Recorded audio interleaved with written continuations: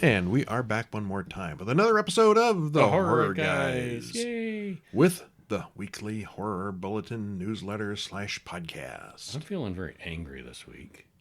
You look mad. Yeah, I am so mad. Are you at maximum mad? I think so. I think I am. I'm at the max. Yes, it's Roadkill Week, where we talk heavily about some Mad Max films and some other roadkill films. Because what's more horrible than roadkill? Well, yes, this week the rubber hits the road with Mad Max from 1979, Mad Max 2, The Road Warrior from 1981, and Mad Max Beyond Thunderdome from 1985. Then we wait about 30 years for the next installment, Mad Max Fury Road from 2015, and this whole thing went about because I heard that we were going to be able to get Furiosa on the 13th. And we can't. It's August 13th. We Whoops. watched these movies not realizing that we couldn't watch the most recent one yet. Not at home anyway. Yeah. Oops. Yeah, oops. The perils of doing podcasting. Sometimes. Reading the release dates wrong. Uh-huh. Then we'll go back and see the movie that influenced the whole thing, Duel from 1971. Steven Spielberg's first directing gig. Yeah, sure was. And we'll also take a good look at Rubber from 2010. You got your rubber? I got mine. It was not a serious film, but it was pretty good. People died. They did. It had quite a body Lots count. of things died. Yeah. And very gruesomely. All right, and as usual, this episode is brought to you by the Horror Guys Books, which we usually talk about a free book this week, but hey, there ain't no free book this week. What happened to what the do you free want book? every week for 16 weeks in a row? You slacker. Yeah, but if you go over to OurLongPress.com, you could pick up any of our existing books. We have Ed Gein, The Butcher of Plainfield, is the most recent one. And we got, of course, Horror Guys. We've got the books on the Blair Witch and Halloween, all 33 films. And, of course, our biographies. We got Alfred Hitchcock. We got Roger Corman. We got Lon Chaney, Sr. and Jr. We've got Peter Lorre, Christopher Lee, Vincent Price, Bela Lugosi, Boris Karloff, and Peter Cushing already in the can. And we got 4th of July coming up. You know what's very patriotic? The Star-Spangled Banner. There's a book on the Star-Spangled Banner. Which is not horror-themed at all, but I just kind of threw that in there because I thought it was interesting. And because it's hot summer picnic weather, we've got a book on wildfires. What you need to know about those. Uh-huh. That's a weird collection. A little bit. Bela It's gonna Lugosi get and weirder over wildfires. It's going to get weirder over time. Yes, go over to Hour Long Press. Hour long because it takes about an hour long to read them. OurLongPress.com, and there are links there to pick all those books up through Amazon in paperback or in ebook. Of course, over at HorrorGuysBooks.com is all the Horror Guys books. We got the Horror Guys Guide to the Silent Film Age. Books on Roger Corman, Vincent Price, Peter Cushing, Boris Karloff, and some of them other old dead guys. I've read all these. You have? They're very good. Yeah. The complete collection of the Hammer horror films, complete collection of Amicus horror films, and there's probably a couple others that I don't have here because I don't have a list in front of me. Memory is hard. It's all right. There's a lot of them. I understand. HorrorGuysBooks.com will take you to the link of those. All right. So this week, we're going to do a little road traveling. Yep. Going to go on a road trip. What could be more fun than a nice, peaceful road trip? Where It's you funny. where you see the attractions and see the sights and stop for a picnic. Ever wanted to drive through and, Australia? You know, get run off the road and exploded and blown up and shot up. And yeah, some of these were very violent. They get more insane as they go along. They do. It's yeah. amazing when you think of Mad Max, what you picture in your mind and what the first movie was. Uh-huh. It's not the same thing at all. It has evolved over time. A whole lot. Yep. Well, first one is Mad Max from 1979. What is that? 20, 30, 41, 45 years ago? Something like that, yeah. Holy cow, Mad Max is... Mel Gibson is old. Yeah. This was an Australian film where it started out all. Directed by George Miller, written by James McCausland, George Miller, and Byron Kennedy, stars Mel Gibson, Joanne Samuel, Hugh Keysbyrne, and Steve Bisley. Hour and 28 minutes. Trailer in the show notes. And it's all post-apocalyptic, so that's our Horror Guys angle. Well, vaguely post-apocalyptic. This first one is less than the others even. Is not so post-apocalyptic. It's very 70s. It's kind of in the future from the 70s, kind of a vaguely alternate timeline, but it's not really apocalyptic. Things are starting It's to not crumble. the least bit futuristic. Society is starting to crumble a bit. Yeah. Yeah, things are breaking down a bit. Things are getting a little more violent. But there's still law and order, and there's police. And Mad Max is one of them. Spoiler free, this was a heavy action thriller movie, but it's grim enough to be horror adjacent. Yeah, we are a little flexible with our horror sometimes. We are. This week. It's set somewhat in the future from the 70s, or in a vaguely alternate timeline, without being really futuristic or seemingly too science fiction-y. We just said all this. Yeah, the technology isn't really more advanced. The cars are super, but they had supercars. They were realistic cars. Yeah, they had supercars in the 70s. We thought it holds up pretty well. It's one you should check out. It's if you like the newer Mad Max movies, you should see where it all began. Yeah, you should. Although the other movies are very loosely based on this one. Yeah. All right, well, what happens? Well, after the most 70s credits we are told that it's a few years from now. A couple of young cops get a call about a cop killer on the highway. Before they go, they argue about who gets to drive. They're chasing terminal psychotics, and we see the police leader, Max, getting into his car. They pick up more cops and some tow trucks as the chase continues. Turns out Max is not the leader of the cops. He's just the badass leader. Star of the movie. Yeah. So we get to linger on him a little bit more. Yeah, and they look up to him. They kind of think of him as their little leader, sort of, but he's not the boss. No. Well, we cut to a couple arguing, an RV driver who can't drive, and he kind of ends up across the road, so you know how that's going to end up. And there's a baby walking in the road. What else could go wrong? Yeah, it's pandemonium, and it goes badly for almost everyone involved, except the maniac. He gets through the barricades and all these problems. He calls himself the Night Rider, and he gets away with his girl sidekick. Charlie, one of the cops, gets hurt pretty badly. Max finally starts his car and waits for the Night Rider, who says on the radio that he works for Toe Cutter. Night Rider and Max play chicken on the road, then it's another chase. Night Rider's car explodes in a big fireball. End of them. Looks like the car must have been full of dynamite or something. Oh, that was a big explosion. You know how these cars explode in movies. Dramatically. Well, that night, back home, Max watches his wife, Jessie, play the saxophone. They have a really nice house. Little sax before bed. Yeah, They have a really nice house out on the Australian coast. Max goes to work, and we see the police aren't quite what they used to be, but they do have some really souped-up cars. And cool leather outfits, too. Max hears from the captains that the Night Rider's friends are out to get him now, but Max doesn't seem too concerned.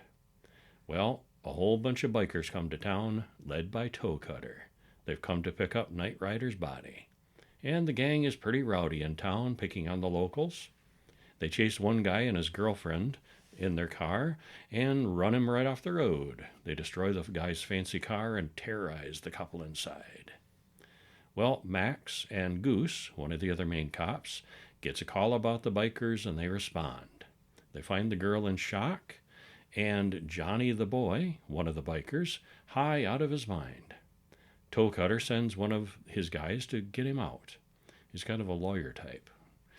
Well, no one in town wants to press charges. They're all afraid, and this lawyer knows what he's doing, so they have to release Johnny, which thoroughly enrages Goose, who takes it all very personally. Later, Toe Cutter shows Johnny how much he is displeased. Yeah, he's some leader of the gang. Well, later, while the cops are all at the dance club, someone sabotages Goose's motorcycle. In the morning, Goose rides up, and Johnny smiles from a distance.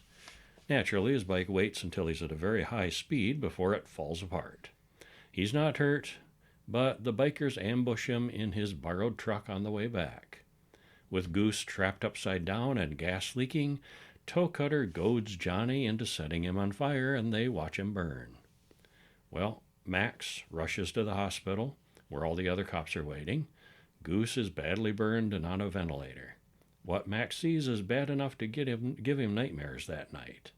And the next morning he goes to the boss. He wants to resign.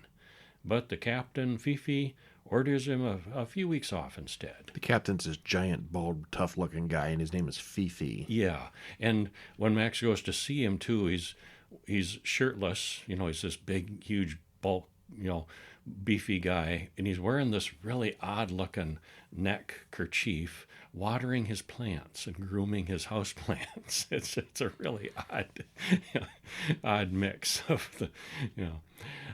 we get a montage of Max and Jesse enjoying their time off together. They go on how that's going to end. Oh, yeah, montages, yeah. Well, they get a flat tire, take it to a mechanic to get the tire fixed. Jesse and the baby go to town for some ice cream and run into the bikers. Uh-oh. Jesse knees Toe Cutter in the groin and drives off, with the whole gang in pursuit. And they do get away, but we do see that the bikers aren't very far behind, and boy, they are mad. Well, later, Jesse goes to the beach, and the bikers chase her through the woods. They found them. She gets away, but the baby suddenly goes missing. Well, she's confronted by the gang, steals the baby back, and runs down the road. It's one of those classic tropes where runs on a straight line down the middle of the road. Straight line down the middle of the road. Well, she's run over by the gang. The baby is killed, and Jesse is severely injured before Max shows up. And boy, is he mad. Max freaks out, goes to get his souped-up police pursuit special. He starts tracking down the Toe Cutter gang. He finds a group of them and runs several off the road. He takes care of most of them. The Toe Cutters, the survivors call Toe Cutter to join them. And Max gets shot in the knee and his arm gets run over. This just makes him madder. Mad Max. Yeah. He ends up shotgunning Toe Cutter's last remaining gang member.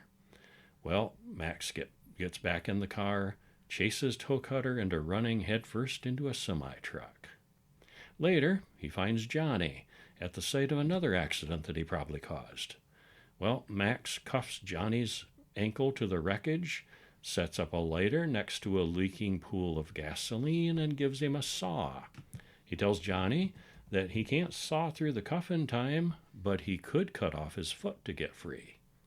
Max drives away. There's an explosion behind him. Goose has been avenged. Oh, my. And he's still mad. And it was a running thing, too, in the next movie and third movie. He has a limp from this knee injury. They kept that consistent. Oh. It stuck with him. In the next movie, he's even got a improvised brace that he made, that he's wearing. I had not noticed that. Yeah. Movie details. Mel Gibson was only 21 here and was only paid $10,000 for the entire film since he was an unknown actor. On release, American audiences had a lot of trouble understanding the dialogue, so it was all dubbed for non-Aussie theaters. The Aussie dialogue has since been restored, and I guess we've all heard a lot more Australian since then because it wasn't hard to follow at all. It really was not bad, yeah. When Max gave Johnny the saw and the choice to either cut off his own foot or burn to death, we were reminded of Saw, of course, which had to have at least been slightly influenced by this scene. This sure seems like it. You're either going to cut your foot off, you're going to die. You choose. Mm-hmm. Justice. I want to play a game. Dun, dun. Well, this is very different from what the franchise later became. There were some crazy bikers in the desert and some very offbeat cops, but it wasn't really anything close to a post-apocalyptic wasteland. If anything, it was more like, a Western with cars and motorcycles. And it was hot and dusty like Australia is in a lot of places. Yeah, but that's just real. Yeah. I mean, that is Australia. Yeah. There were a few signs up that said prohibited area, and at worst, it was an underfunded police force trying to keep order in the outback. Yeah, they were spread thin over a big area.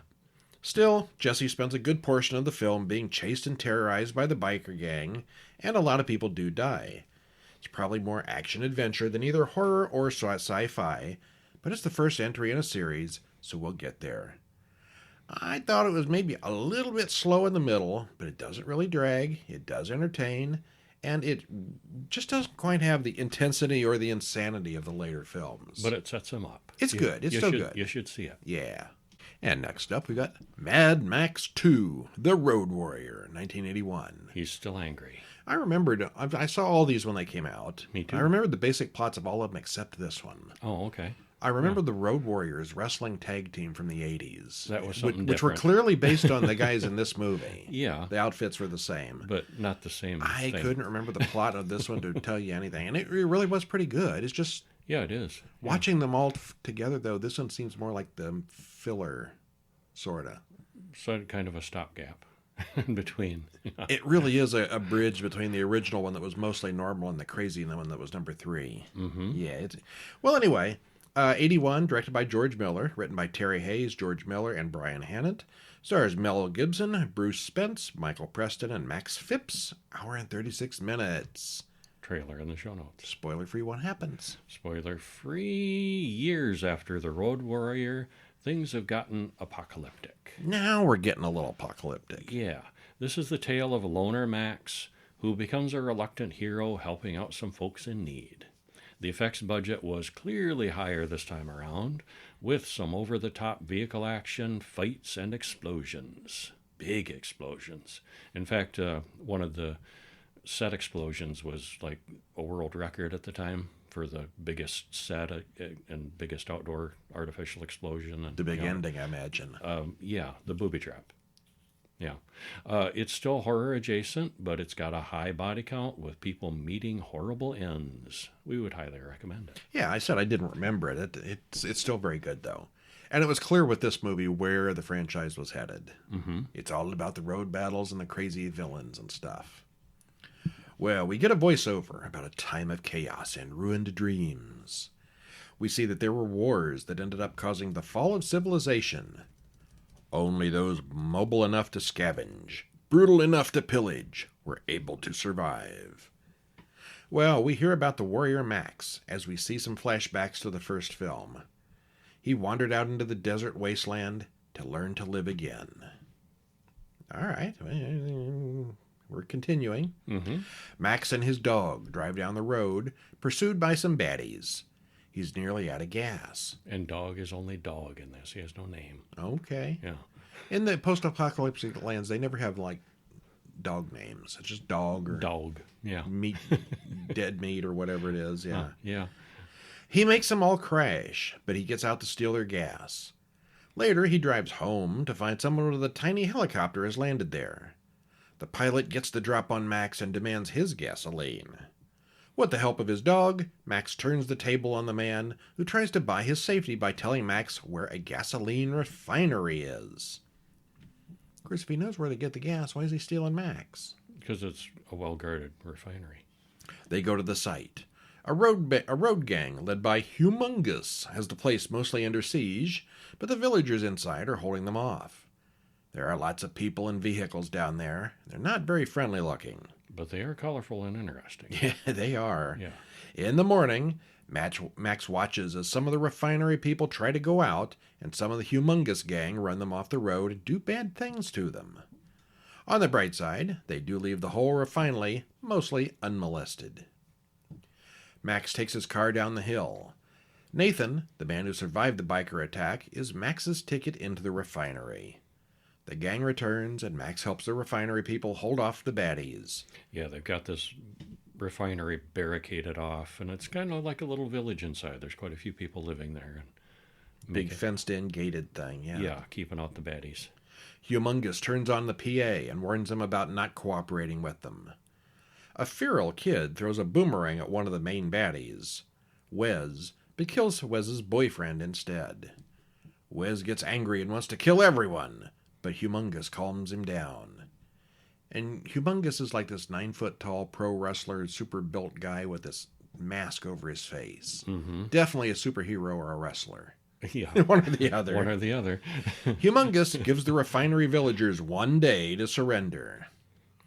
The villagers all argue about whether to abandon the refinery or not, and Max knows where they can find a truck big enough to haul their gas tanker away. He makes a deal with Papagallo, the leader of the group. They give Max fuel for the abandoned semi that he passed yesterday, and he starts walking.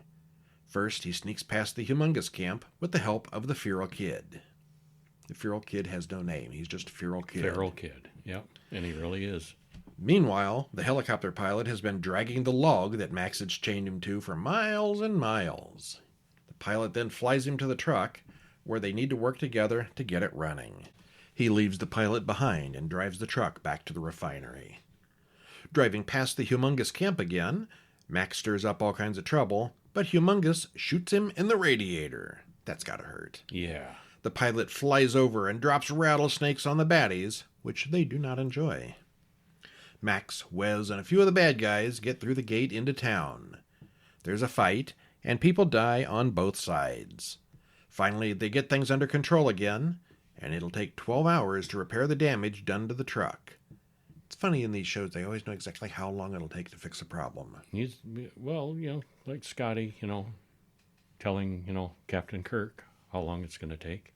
This is a desert dude trying to fix some semi-truck that he's never seen before. He's really... It did me 12 hours, Captain. He's really an expert. Well, Max is a hero to the people now, but he says he's not staying. He's leaving in the morning. But Humongous isn't gone. We get a "What's in your wallet" montage as they roar and stomp and pose ferociously all night long.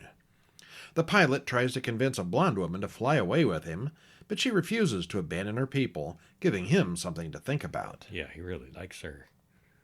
She's the only blonde person in the entire series, I think. I think so.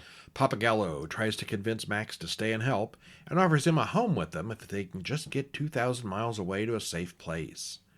Even the pilot tries to talk Max into staying, and Max and the Feral Kid have bonded, and he feels bad about leaving, but he does anyway. Yep, he does. Out in the wilderness, Wes hears Max driving by, and his guys start the chase. Everyone nitro-turbos their engines, and things get crazy. Max's car goes off the road, and that's not going to be a quick fix. It's a bad crash. The bad guys shoot Max's dog, but the engine booby traps kill several of the raiders. Wes assumes Max died in the explosion and leaves. He's not dead. Max crawls out of the wreckage and passes out, just as the pilot lands next to him.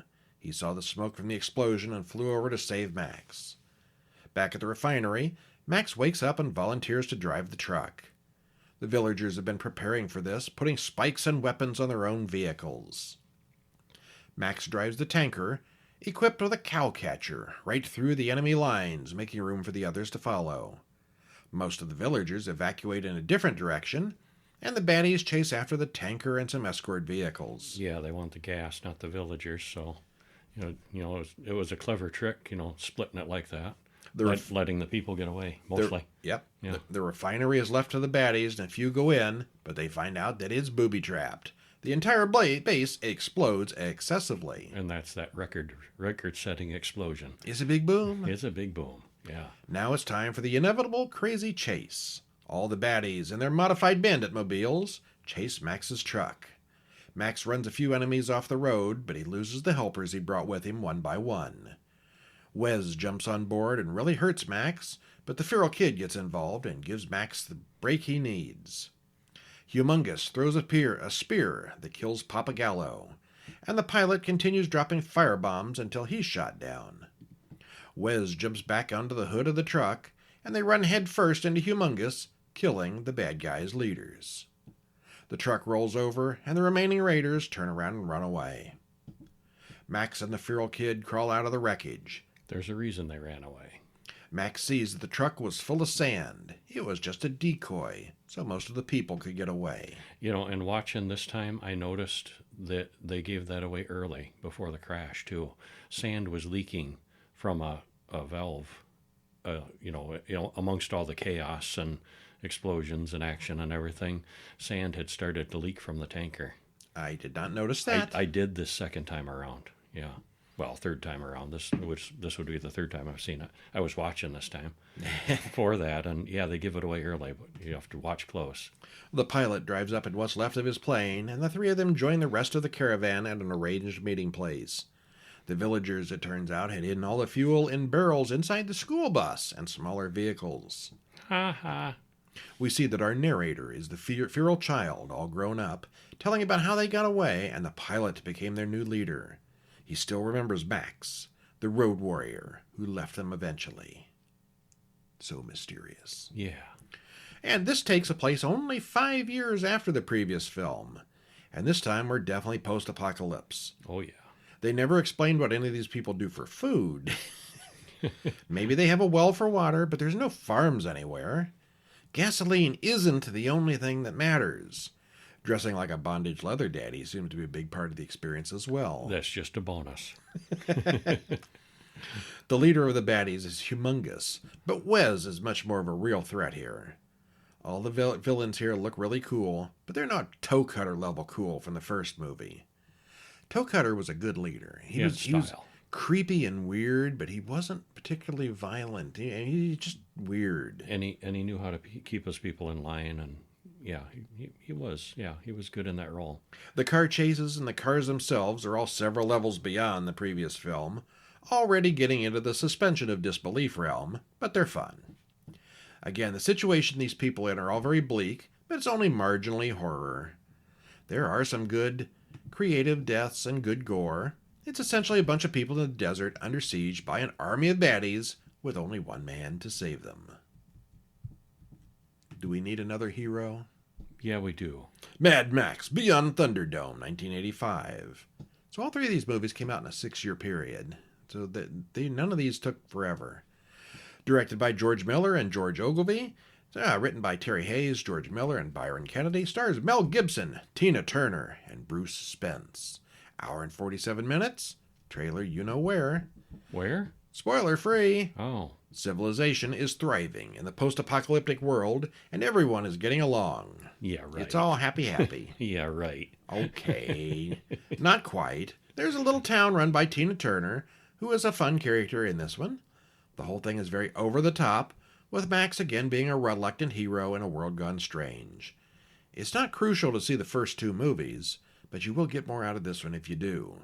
And at least I thought this was the best of the three. I thought so too. It's the most over the top and ridiculous, but that's also what makes it best. I've also seen this one. And the story is that they wrote the character Anti-Entity. You know, how if you're a writer at all, you'll sometimes write a character picturing an actress or an actor in the role. And they were talking, the story goes, oh, this would be perfect for, Tina Turner. She would, and then it occurred to them, why don't we ask Tina Turner if she wants to be in it? That happened first. So it was sort of written for her. And I guess she said yes, obviously. But I thought that was an amusing kind of story. She would never do this, would she? She'd be perfect in this role. And then they got to think, wait, she's an actor. She's been in movies. She might want to do this. And then she ended up doing the hit song for it, too. And yeah. Wow. Yeah. All right, well, what happens? Well, an airplane containing a pilot, and he looks a lot like the helicopter pilot from the last movie. Same actor. Because it's the same actor. But this time around, he's an airplane pilot, not a helicopter pilot. It could be the same guy. Why did they not make him the same guy? I don't he got know with the why. blonde woman and had the kid. Yeah, I don't know why, but yeah, it's and the director himself said no, it's a different character completely. Okay. Yeah. Well, they dive bomb a guy with a truck being pulled by camels and knocks him right off. And we soon see that it's Max, and he's still mad now. He chases after his truck as the boy drives it away. On foot now, Max walks through the desert toward Bartertown. It's kind of a steampunk place where everybody dresses like the crazies from the Road Warrior. He talks to the collector at the door, who offers him a job to get his stuff back. And they walk through the town, and we see that it is quite a place. Yeah, it's something. The collector takes Max to see the town's leader, Anti-Entity. She explains that she built this town. There's power and there's law and order. It's rough, but it's a taste of civilization, and she's pretty fierce about keeping it going. Well, Max's job is to kill a man. She wants him to get rid of a former friend of hers without anyone knowing that he works for her. She shows him their methane factory that generates electricity fueled by pigs. Pig poop. There's a stupid giant blaster and a smart dwarf master who rides on his shoulders, and they are always together, and they are very powerful together. Master knows the science between keeping the power on, and he thinks he should be in charge. Auntie disagrees, so she wants Master alive and Blaster dead. Max goes down to Underland and starts working for Master Blaster, And we see why he's so powerful. He controls the energy, or the lack of it, for the town. He can shut it off and embargo. Well, Max also learns Blaster's weakness, high-pitched noises. He's got a dog whistle. Yep. Well, Max agrees to take on the job, which is really combat to the death inside Thunderdome, a big arena, just like in the title. That night, there's a big party, and Max starts a fight with Blaster. But the law says no fighting is allowed. Disputes must be handled in Thunderdome. So next thing we know, the host, Dr. Dealgood, he's like a MC game show host guy. He's a hoot in this. It tells them all about the hard rain and how the law has come to Bartertown, and the rule, 2 men enter, 1 man leaves, which everyone starts chanting. There are no rules in Thunderdome, and the fight is to the death. Well, the 2 men start fighting while on elastic cords, and it's clear that Blaster overpowers the man with no name easily. It does take a while for Max to get the hang of the ropes, but he soon does. Gets very acrobatic as they jump and fly around the arena, and they do eventually cut those, and then they're fighting on the ground and knock down, drag out. Well, Max eventually uses the whistle, which makes Blaster writhe in pain, gives him the upper hand. And Max knocks Blaster's helmet clean off. And for the first time, we all see who's inside. He's just a big, simple-minded lug. Well, Master runs inside to beg for leniency on the big childlike man. He says, no, don't. He's got the mind of a child. Well, and then Master learns that Auntie and Max had a deal, and he's pretty PO'd, but one of the goons finishes off Blaster, and Master has no power behind his threats. Well, Auntie gets angry because Max wouldn't kill Blaster, and for spilling the beans about their arrangement. But, right or wrong, they had a deal, and the law says, bust a deal and face the wheel. They've got all these clever rhymes for the laws. Yeah. Well, the wheel decides his punishment. So it's a big metal thing hosted by Dr. Dealgood again. And they need this game on The Price is Right. They do. He spins the wheel and gets gulag. So they tie Max up, put him on a horse, and abandon him into the desert to die. And just for, because they can, they put this big, huge Mardi Gras head mask on Max, too, before they chase the horse off. Because they need more weirdness in this movie, I guess. Well, the power goes off that night. The men and Auntie torment Master until he agrees to fix the problem. Eventually, the horse under Max dies, and he's brought water by a pet monkey. He heads back to Bartertown on foot again, but passes out in the desert. Someone finds him that night and drags him away. It's Captain Walker, says the oldest girl to the other children. There's a whole group of children living alone in caves in this little oasis place in the desert. There's water and greenery and kind of nice little area. Well, Max is unconscious for a long time. The children take care of him. The children have waited for years for Captain Walker to return, and they've developed a whole religion about the crashed airplane and the captain who brought them there after the apocalypse. The apocalypse. Apocalypse. Yes, it's hard to say. Mm-hmm. Well, apparently the captain left them to get help and never came back. Max tells the group he's not Captain Walker. He tells them that the cities are gone forever and this place is their home now. They just need to make their home here and everybody calm down. Well, suddenly the wind picks up and everyone runs off into the desert. And they lead Max to the wreckage of their plane. And they expect him to make it go. It's like the tail end of a Boeing or something like that sticking out of the desert sand. It is not going to fly again. It is not going to fly again, no.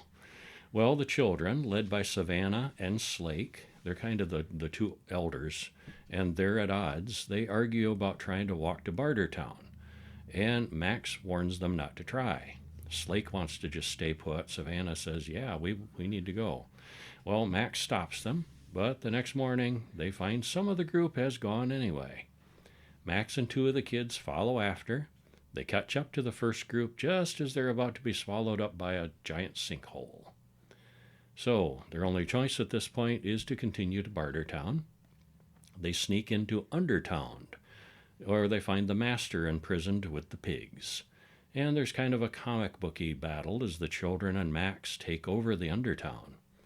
But the bad guys are winning and things are looking bleak, but there's a train truck thing they can use to escape. It's a modified semi-truck on a train tracks. They for just some happen reason. to have this They just train happen, yeah. on a track Well, inside the power plant. Yeah. And I mean, maybe it was meant to be an escape vehicle for Auntie or something, but yeah, they plow through and they're on their way down the track. Well, Auntie Entity sees what's going on, and she is not amused. They've got Master with her. You know, she needs Master to keep the lights on. And in the process, the methane starts igniting, and there's explosions and pandemonium, and people are fleeing the town. So Annie and her warriors take off after Max, Master, and the kids with their dune buggy army. And there's a crazy vehicle chase. Auntie's men soon learn that it's hard to fight a crazy train with a dune buggy. There's a lot of momentum there. Yeah. Many vehicular hijinks ensue. Well, the train comes to the end of the line where they run into the pilot and his son from earlier who decide they're going to hijack this train. Well, Max takes a truck. Everybody else gets into the tiny airplane. He needs to clear the way for them to take off, so he drives straight for Auntie Entity's caravan. Now, the only part of this movie I don't believe Yeah? is that they could fit that many kids in that little plane. That was a mighty small plane, yeah. Everyone gets away except for Max, who is captured. But Auntie just laughs it off and leaves him there alone. The pilot flies over the ruined cities. Everyone aboard gets a good look at what's left. Time passes, and the group has set up a new colony in the old city with a little bit of the power on. They still tell the story of Max, who they hope to see again. That's all. The end. Yeah. Well, this is set 15 years after the second film and 20 after the first one. Society has completely devolved since the previous film, and this one pretty much defined what a post-apocalyptic civilization would look like for decades after its release. Bartertown and everything that goes with it are iconic for the genre, and it's all really well done. You think steampunk town, this is it. Mm-hmm. The story itself is all very over the top and ridiculous, but that's probably the best thing about the film. It's fairly long, but it doesn't really drag at any point. The car chase is pretty crazy. That's only really a kind of a small part at the end of the story. Of the original three, I think I like this one the best. I did too. Yeah. My fave of these three of the trilogy. But then they went on to make more. They did. Yeah. But first, let's talk about a short film. Okay. Speaking of apocalyptic things. I looked for a short film that was like Mad Max, and this is what came up. It was apocalyptic, and it's kind of deserty. And people walking through the desert after the apocalypse. Walking through the ruins after the apocalypse. There are no car chases. No, not in this one. It's called Deserters, and it's from 2021. There's a link in the show notes. Directed by Aaron Throgmorton. Throgmorton. That's an awesome There's name. There's a name, yes. Yeah. Call him Froggy Throgmorton. Well, maybe not. Maybe not. I would if I saw him. Written by Duke Appleton and Aaron Throgmorton. Stars Duke Appleton, Adela Torres, and Theto Mathobi. 19 minutes, 13 seconds, so it's a fairly long one. And again, there's a link to watch it in the show notes. A group of 5 people run through the post-apocalyptic wasteland, leaving one of their group behind as credits roll. No one here is dressed by the leather bondage daddy, by the way. No, they're not. No, it's not that kind of movie. Well, they come to an abandoned water park to regroup. Haven should be just a few miles away. If they push, they could get there by evening. But their leader wants everyone to rest first. They believe that thing is still several days behind them. One girl has been cut with something poisonous that's gotten infected. Another of the group wants to leave her behind and move on, and she insults the overweight guy who hasn't done anything wrong. The leader and the overweight kid talk about times before the cataclysm, and we see that someone else is watching them from afar.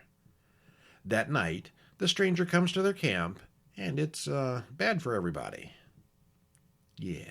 Great setting, that abandoned water park. It looked like a real abandoned water park. Yeah, there was a good setting for it. Well, the music is good and appropriate. In the beginning, though, the music I thought was a little over loud and covered up some of the dialogue a little bit. The characters are all very distinctive and interesting. There's only 5 of them. And the acting is decent for a short horror film. The story about the wrestler's brother was too long and dragged a bit, but it was well acted. And of course, if we hear about more of that later. And it was necessary for the story. It was. It just felt a little long at the time. Well, because we wanted more fighting, more action, more horror, more stuff, and they're just sitting there talking. Like, come on. Some of the night but scenes... But sometimes you have to do that in horror movies. Yeah. And some of those night scenes are also a little too dark. I'm like, what is going on here? But the fight scenes and gore are, well, they're not great, but they're a small part of the main story. They get the job done. They do. Yeah. The final resolution was more predictable than it should have been. I think the ending could have been clearer as to the motivation of the bad guy. Kind of left it up to us a little bit, but yeah. Was it a plague? Was it zombies? Was it just insanity? What was going on here, really? We don't quite know. I'd still give it a thumbs up overall. Oh, yeah, it's worth watching. Yeah, it was. Also worth watching, because it took them 40 years extra to make it, was Mad Max Fury Road from 2015. Directed by George Miller, written by him and Brendan McCarthy and Nick Latouris, stars Tom Hardy. I guess Mel Gibson was a little too old for this stuff. Mm-hmm. Charlize Theron and Nicholas Hoult, 2 hours exactly. Trailer in the show notes. Spoiler free. Spoiler free. This wasn't quite a sequel or a reboot of the first 3 films. It's more like a parallel set in the same world of the third movie, with a different Max in a different part of Australia. It takes the elements and the mood of the third movie and cranks up the volume with almost non-stop action in this one. Charlize Theron and the baddies carry the movie about as much as Max does, and we thought it was very entertaining and well made. Yeah, this was really good. Yeah, one of the probably the best movie that came out that year. It was excellent. It was non-stop, something going on all the time. And then that Mad Max Furiosa is a prequel to this. Is a prequel to this. Yeah, when these characters were younger and getting their start. The main baddie when he was younger, and Charlize Theron's character, when they were younger. But we don't really know because we haven't seen the new one yet. Because they won't let us see it yet. Not at home, anyway. Yeah. Next month. No, August. It was August, wasn't it? Yeah, it's going to be a while. Someday, though. You should tell us about this one, though. We hear about the oil wars as credits roll. Max narrates his earlier life, and then the nuclear war, and then the world fell. We zoom in on Max, who kills and eats a gecko. He gets back into his car as he's pursued by a gang of bandits. They overturn his car spectacularly and drag him to their lair, where they cut off his hair, tattoo him, and then start to brand him. He almost escapes, but we see that he's haunted by his past. And credits roll. And like Kevin says, it's not exactly a sequel. I guess it could be a sequel. I don't think it is. No, it's more than just in the same world. Things have gotten a lot worse. Things have degraded. Well, it mentions he was a cop, so at least the first movie happened. And beyond Thunderdome, it was things were pretty bad, and here they're pretty bad too. I'd say this was worse. This has gotten to the part of like cult status. Yeah. Well, we cut to Furiosa getting into her monster truck as the leader of the town, Immortan Joe, puts on his elaborate outfit and monster face. And just an interesting note here: the actor playing Immortan Joe is the same actor who played Toe Cutter back in the original movie. But he's wearing a mask, so you can't tell. And it's totally not the same character. No. Because Toe Cutter died in that movie. But I just thought that was interesting, bringing him back as this character. As iconic as Immortan Joe is after this movie came out, with his face and his mask and all that, he only gets like maybe 60, 120 seconds of screen time. But he makes the most of it. He doesn't do much. But he's very iconic, though. Yeah, he is. He's something. There's also a little bit of a Darth Vader element to what he's wearing that helps him to breathe. Joe sends his war rig to bring back bullets from Bullet Town and gas from the Gas Town factory, with a tanker of water in trade. He runs the cult of the War Boys, a bunch of bald young men who are just plain crazy. Mm-hmm. He gets them fired up. He does. There are a lot of people in this desert oasis, but Joe controls all the water. He distributes it to the people in the most inefficient way possible. He's got these giant pipes about a half mile up a mountain that he pours down, and it sort of like rains on people. Yeah, and he lets Most them, of it winds up in the dirt. yeah, 90% of it is just wasted. But I think that's who he is. He's showing that You want to fight he's- for it. He's got water to spare, and you want to worship me, grovel for it. Well, he's got quite a setup going with the slaves, machines, and followers. Down in Joe's dungeon, we see Max in a cage. On the road, Furiosa turns the truck away from Gastown. She wants to go east. Joe's weird sons sees that she's off course, and Joe runs to his vault to check on his valuables, which is empty. His many wives have vanished. Furiosa has stolen his wives. They've stolen his preciouses. And we see that he's got like a human milk factory where he milks the wives, and he's got these bottles and bottles. No, they're the milker. They're the milk producers. They're not his wives. They're just like the cows. It's not the same group then. No, not at all. No. Oh, the wives are the pretty ones. Yeah. Yes, okay. His wives and baby bearers. The milkers are the... The milkers just make yeah. milk for the babies, for his babies. Yeah. Like I said, he's got quite a setup. It's quite a setup. Yeah, it's quite elaborate, and he's got hydroponic farms growing, and people, he's got a thorough setup to have a population. Immortan Joe alerts his war boys, who get their muscle cars ready for battle, as they always do. Oh yeah. Some of the war boys fight amongst themselves. They've even got a truck with a chained-on guitar player and drummers. That's got to be the best touch of the whole film. That is awesome. Yeah. Nux, one of the war boys, has Max tied to the front of his car like a hood ornament as his blood source. I guess they take transfusions from their victims as sort of like kind of a high kind of thing. Plus he's really sick too. He's terminally ill. Nux is, okay. Yeah, so he needs blood. Yeah. The soldiers with Furiosa see the flares and know that they're being pursued. The Porcupine Sand People, the ones from Star Wars, see the war rig and move in to ambush them. They've got dune buggies with porcupine spikes all over them. Yeah, they are. Yeah. The well-armed war boys mess up the Porcupine People without much effort. Nux's car catches up to them, and it looks rough for Max, especially with all those spikes on the bandit's car. He's, again, taped out front like a big hood ornament. Yeah, and all these explosions and stuff flying in every direction. Yeah. He's not going to last long. Well, it turns out the bandits are all defeated, but before Nux, Joe, and the war boys can grab Furiosa, she turns the war rig into a huge sandstorm. Nux follows her in, with Max clinging to the back of his car. The sandstorm is not just a sandstorm, it's full of lightning and tornadoes, and it's all very excessive. It's violent. It's something. Nux plans to blow up himself and his car to stop the war rig, but Max breaks in to stop him. This goes badly for them both as the car crashes. And everything goes silent. Yeah. The storm passes. Max wakes up in the morning after the storm has passed. He finds himself still chained to Nux, who also isn't dead. He carries Nux to Furiosa's war rig, which stalled out not very far away. He runs into the brides, one of whom is pregnant. Very pregnant. He orders the girls to cut his chains off, but they attack him instead. Max gets the upper hand, just as Immortan Joe's people appear on the horizon. How do they know this? They can hear the guitars. Mm-hmm. Here they come. Max takes the war rig, leaving all the women behind, and it stalls out immediately. Furiosa has installed kill switches. She negotiates with him, and they all drive away with Nux hanging from the rear. They're off to the green place. Joe's group and the men from Gastown are about to intercept the war rig.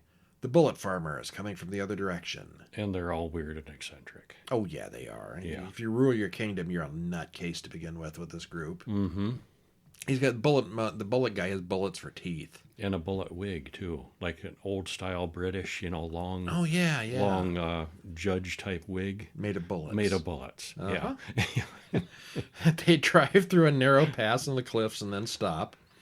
The people Furiosa made a deal with double-cross her, but they set off an avalanche which will slow down the pursuers. The bandits get into another running battle. Joe catches up and Nux is eager to help him. During one of the battles, the pregnant wife is killed. Joe stops to take care of her. Nux, who fails miserably, knows that Joe will kill him next. The war rig breaks down at night, so Max and Furiosa set traps and landmines, as Joe's people approach. The people leader, the other leader from Gastown, complains about the cost of this chase to Immortan Joe, who has paused to cut the baby from his dead wife's corpse. Probably not a good time to nag at the boss. Yeah, but he's tallying up all the gas that's being used and all the weapons and bullets and everything. Not pleased. No. But Joe is obsessed. He wants his brides back. The baby turns out to be dead too, which enrages Joe. Nux, who knows what Joe's going to do, volunteers to help the good guys escape. Max and Nux get into the war rig running again, and Furiosa explains that she was born in the Green Place and was stolen as a child. She wants to get back there and help Immortan Joe's brides escape their life of captivity. They get there to the Green Place, but turns out the Green Place isn't green anymore. Some of the people there remember who Furiosa is, and her story checks out. On the other hand, there is no Green Place, and there's only a few of Furiosa's people left alive.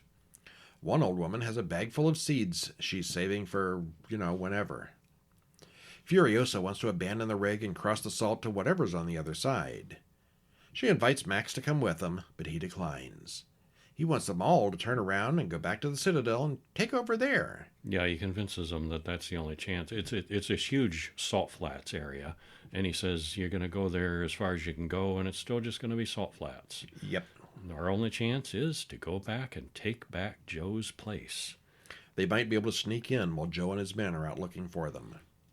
Well, Joe and his group are still out there, and they see the war rig headed back the way they came, and they turn around to pursue them. This leads, amazingly, to another battle. Yep, more battles, yeah. Most everyone gets injured pretty badly, and there's some more crazy explosions. Joe's largest son, Rictus, grabs some of the women off the truck, but eventually gets into a fight one-on-one with Max. Furiosa catches up with Joe himself, and she literally rips his face off along with his breathing mask. It's a messy, painful-looking death. Yeah, ow. All the women climb off the rig onto Joe's car. Nux, still in the war rig, crashes the war rig into the narrow pass, blocking the rest of the baddies from getting through. Furiosa is dying, and Max works hard to save her, even giving her a transfusion of his own blood. They arrive at the Citadel, and Max shows them Joe's body. The crowd cheers. We see that Furiosa is back too, and she's at least alive. They go up to the tower and release enough water for everyone.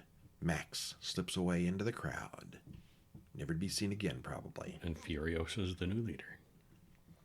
All right, well, this takes all the stuff from the third movie that was great and cranks it up to 11. It's bright and colorful, which is odd considering the setting, but it all works. There's a lot of color in this brown desert. Yeah, there is. It's one high-speed thing after another, and the majority of the runtime is one long, high-intensity vehicle chase. If you're not tired when this one's over, you haven't been paying attention. Max doesn't speak much in this, and since he's played by Tom Hardy, that's a good thing. Tom Hardy is not always mush-mouthed to it. Here again, he's mush-mouthed. Tom Hardy is probably my least favorite big actor. He's good at being mush-mouthed, and here he kind of is. But he doesn't have any lines, so it's okay. Not much. Yeah. Immortan Joe, Rictus Erectus, the Bullet Farmer, and the other villains are all very interesting here. The truck with the flame-throwing guitar player and accompanying drummers may be the craziest thing ever. The budget here was insane, and it shows it. It looks good, the characters are fun, and it's non-stop action. I'm looking forward to seeing the prequel. Yeah. In a couple of months. Yeah, not that we're bitter about that. Okay, so that's all the Mad Max movies we've got for you now, but let's go back in time and talk about the movie that influenced this the original Mad Max, sorta. Pretty low-key by comparison, but yeah. It had just as much road action as the first movie. It's Duel from 1971, which was directed by Steven Spielberg, written by Richard Matheson, stars Dennis Weaver, Jacqueline Scott, Eddie Firestone, runtime's an hour and a half, and there's a trailer on YouTube. I think we watched this one on Tubi, so it's out there for free to anybody. Yep. This one has an unrelenting, low-level horror and feeling of stress that builds as David, the ordinary guy, gets trapped in an unrelenting situation. There are no supernatural elements or monsters, just a crazy, fixated truck driver, and that's what makes it more chilling. It's a stalker, only the stalker's not human in this case. It's the truck. It's a big truck. See, we never see the trucker's face. The enemy here isn't the driver, it's the truck. The truck is the baddie. It does make it feel that way. It's not a magic truck. There's a driver. There is. We're not supposed to really see it that way.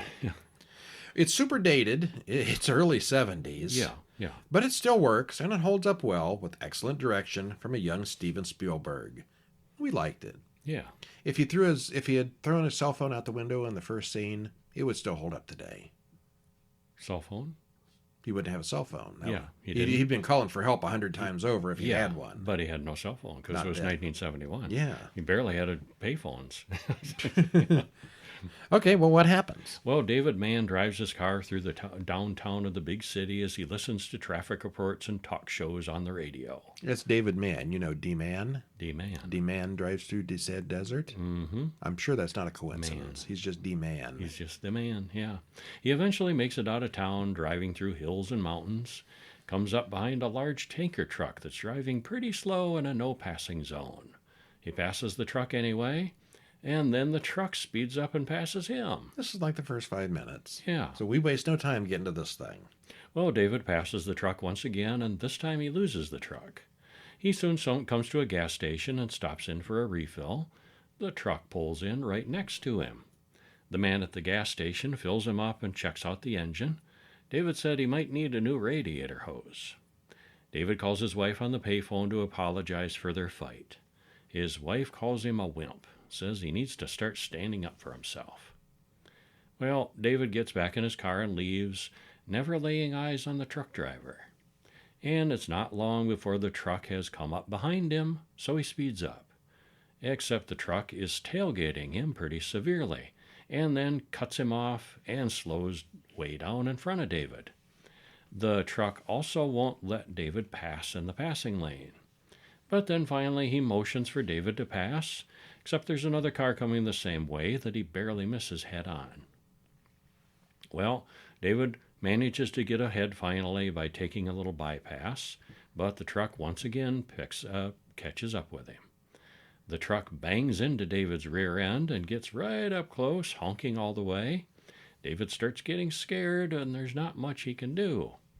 Well, he does finally manage to pull over, nearly crashes in a cafe's parking lot. He goes inside and calms down. Tells himself that it's all over now. He'll be fine.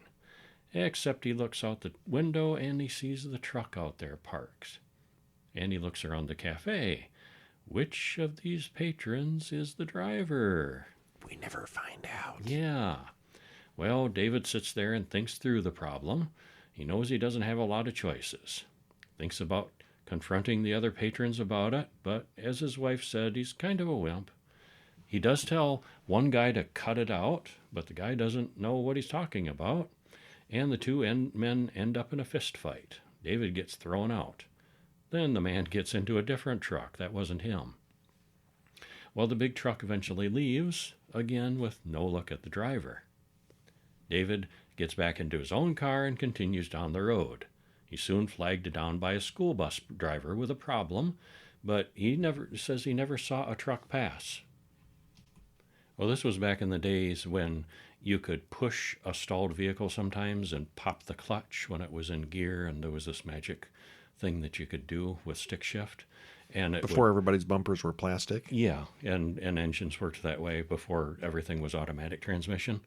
Well, David agrees to push the stalled school bus with his own car, which is a bad idea, but the bus driver talks him into it because his car is too small for the job, and he ends up getting his own bumper stuck under the bus, which just makes the school kids mock him even harder.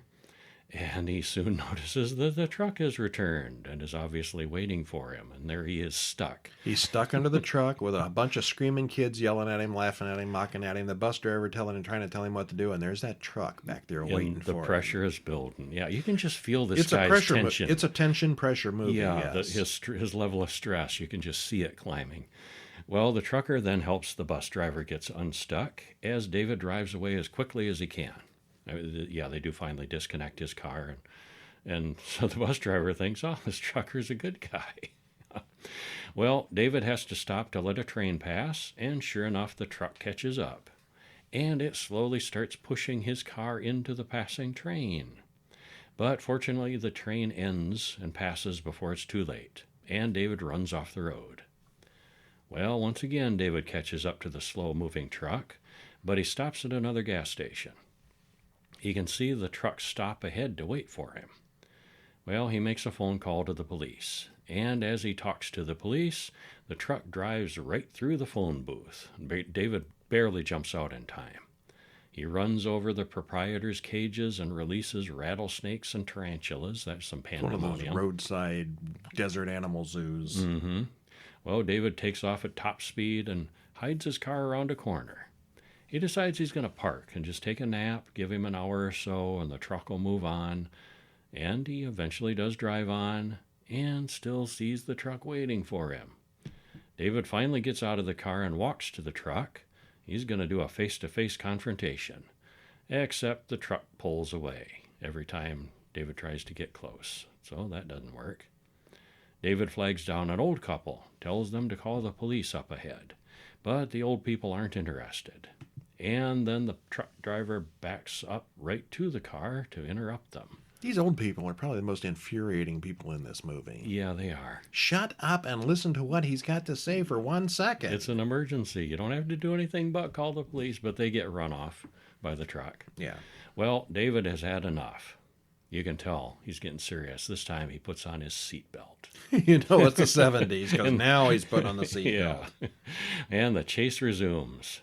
The two vehicles fly through the twisty mountains until David sees a police car. No, it's not a police car. It's just colored like one. David just cannot get his car to go fast enough to outrun that truck. It's very hilly, very mountainous. And just as it's starting to look like David is going to outrun the truck, his radiator hose finally breaks. And it all gets very tense as he makes it to the top of the hill and coasts down again in neutral.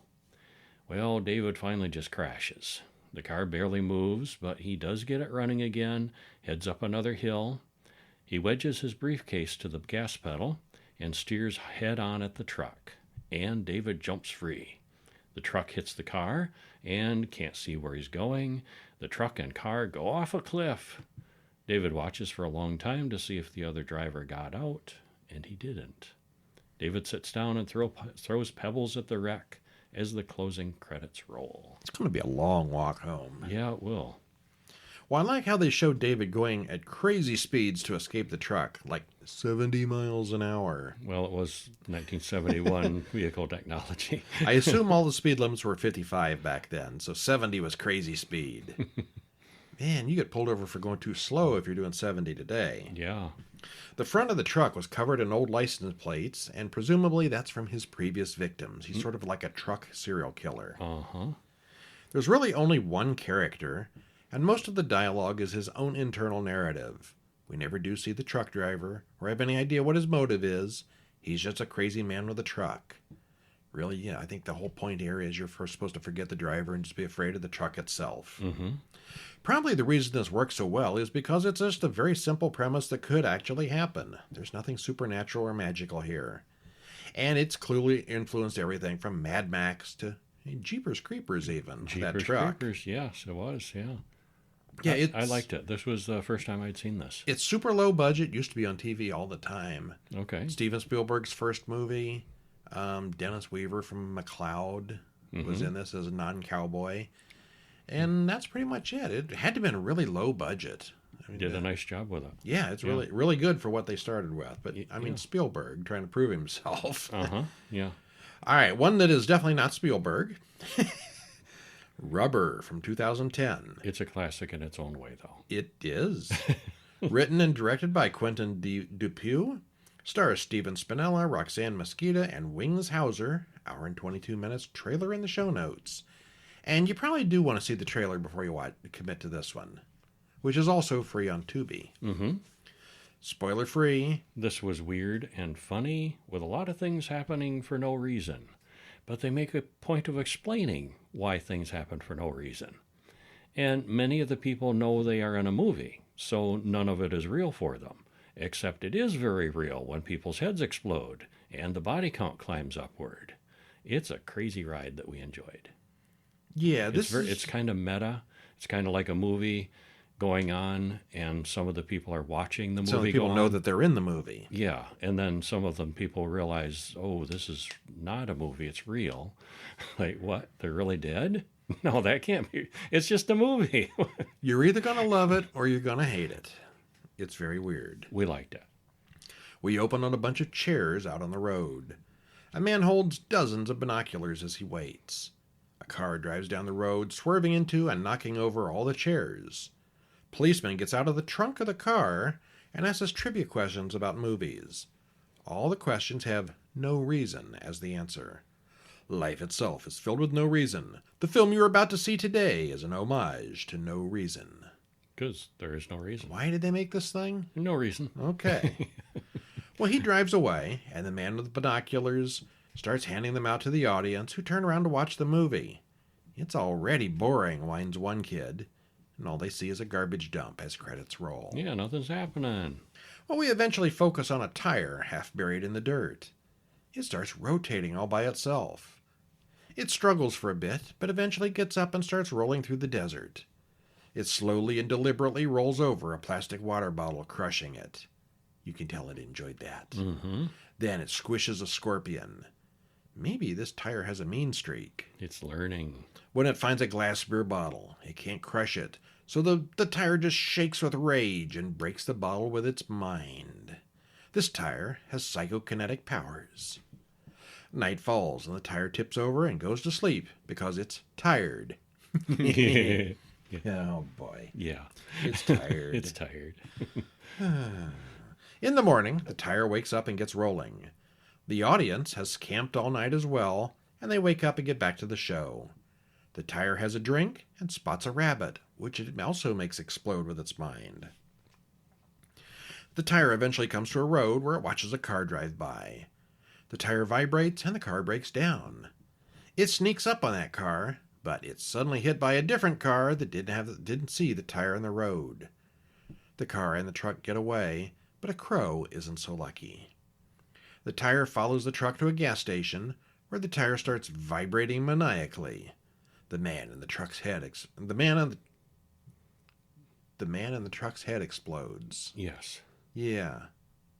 Okay, yeah, there's a man in the truck and his head explodes. All right, it's not the truck's head. I'm like, what are we reading here? The tire, who writes this stuff? The tire is angry. The tire comes upon a motel, and it sees the door to one of the rooms is open. The tire peeks inside, and the girl from the car we saw earlier is in there. She gets naked and takes a shower, and the tire watches. Now, Who takes a shower in a motel and leaves the door open? Motel and leaves the door open when she's taking a shower. Who does that? People in movies. Yeah. The tire gets a room of its own. Don't ask. It does, somehow. And it watches movies all night. It has the volume turned up loud, so the girl in the next room is annoyed. Little does she know, her neighbor is a tire. Mm-hmm. The accountant, the man who handed out the binoculars earlier, is also at the motel. He gets a phone call from his master, and we see that he has turkeys in his room. In the morning, he brings the movie spectators some turkey, and they all fight over it.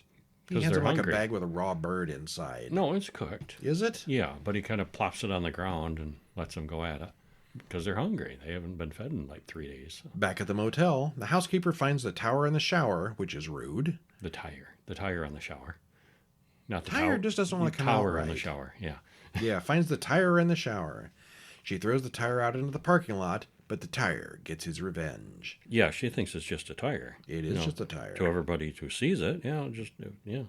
The tire then stalks the girl from the car while she's at the pool. This tire is becoming obsessed. The movie audience starts getting sick for the poisoned turkey they all ate, and the man in the wheelchair didn't eat any, so he gloats about that. A boy sees the tire kill someone.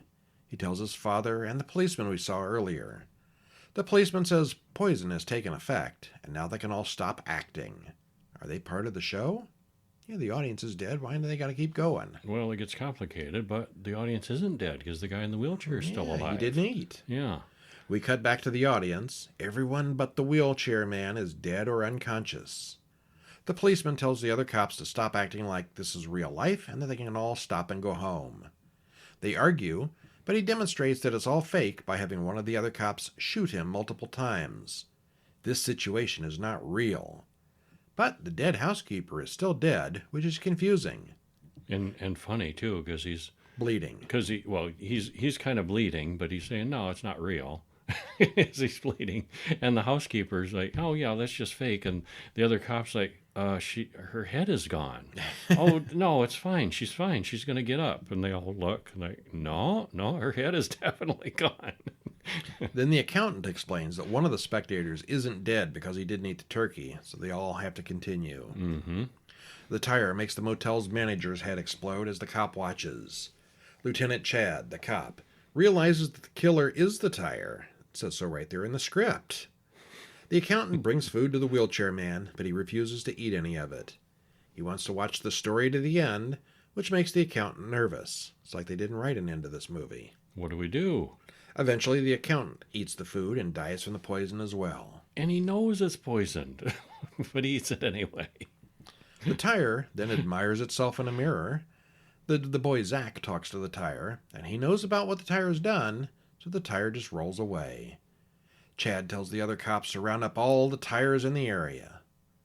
One of the cops catches up to the tire, but the tire makes his head explode. Later, the tire rolls up to a place where a man is burning a bunch of tires. Oh my. And now the tire is truly angry. 3 days later, there's carnage everywhere. There are headless bodies all over town. The police have tracked the tire to a house where it's watching the racing on TV. Of course. The police set up a trap with explosives using a dynamite-wrapped doll of Sheila, the girl that the tire is infatuated with. Will the tire fall for it? Sheila won't read the script. It's just too awful. Wow. Maybe a little meta here. A little. The wheelchair guy bangs on the van door. Oh, the audience participation now. Yeah. And tells Sheila and Chad that he doesn't understand the plot right now. Yes, why aren't they using a flamethrower or a bazooka or something? They argue about he should have just eaten the turkey. But he's like, the tire's right there. Just go kill it. Take care of it. We can end this right here. But he's just the audience. Nobody listens. That's right. Finally, the tire starts to vibrate, and he makes the dummy's head explode. The explosives don't go off, so Chad goes in with his shotgun. Chad shoots the tire and brings its corpse out to the wheelchair man, who says, "That was a crappy ending." That's it. Suddenly, a tricycle rolls out of the house. It's been reincarnated. Uh-oh. The tricycle makes the wheelchair man explode. You only killed its body, not its spirit. Chad drops Sheila off at her car, and they both drive away. The tricycle moves on down the road, collecting other living tires as it passes. Uh-oh. The end for now. And they're heading for town. Well, it's just kind of a stupid concept, no reason, but it's all surprisingly entertaining. And it's just a tire. It's just a tire. Yeah. It's all very meta, since the cop knows they're in a movie, the audience knows they're watching a movie, and the audience participates in the movie. I'm not sold on the idea that the characters know it's a movie and even have scripts, but overall, it is just weird for no reason. Because no reason, yeah. It's dumb, but it's a good kind of dumb. Very entertaining. Yeah, I liked that. I was glad we watched that. I'm going to say Furiosa is my favorite of the week. Me too. But Rubber is just weird. Mm-hmm. Rubber is cool in a weird way. And we would highly recommend it. That's it for this week. Stop in over at horrorbulletin.com, sign up for the free newsletter, get all these reviews in your email box once a week. You can also get the podcast through the newsletter now. You get the one message in your email box Saturday morning. At the link, it's got the podcast at the top and all the text at the bottom. You can read along or just listen. It's fun. Until next week. Until next week, yes. I'm Brian. And I'm Kevin. And we'll see you next time. See ya.